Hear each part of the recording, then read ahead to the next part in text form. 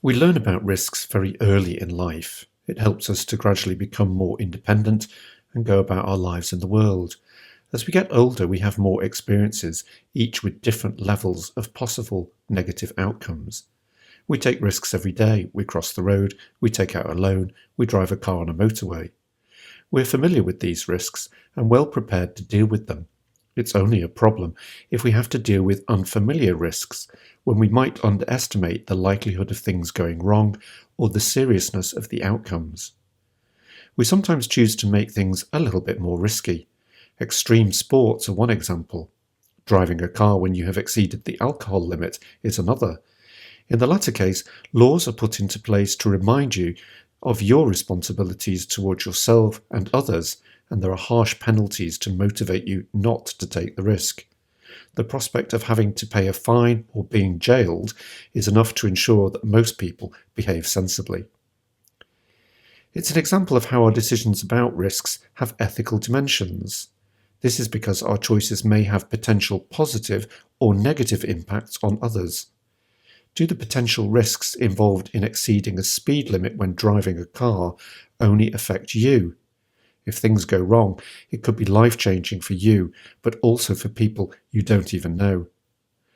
We're familiar with a wide range of other life-changing, if not life-threatening decisions. For example, choosing a partner to marry or seeking a divorce, deciding whether to move to another city or a different country. We have to weigh up the likely positive and negative outcomes and decide if we are prepared to take the risk.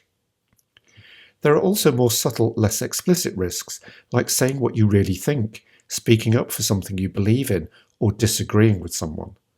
The consequences here are often emotional. For example, there are many uncomfortable emotions in managing difficult personal relationships. When a solution is not clear or there's an extended period of difficulty, emotions can build into unhealthy levels of stress. These are typical challenges in the workplace where it's unlikely that we'll be able to get on with everybody. Sometimes our solution is to avoid a person rather than confronting them. We prefer to keep our heads down. We find ways to put up with a situation rather than doing something about it. What would be the right course of action? Should you keep quiet, or should you dare to report a bully? Should you leave a job you don't like, or stay put and dare to confront the reasons for your dissatisfaction?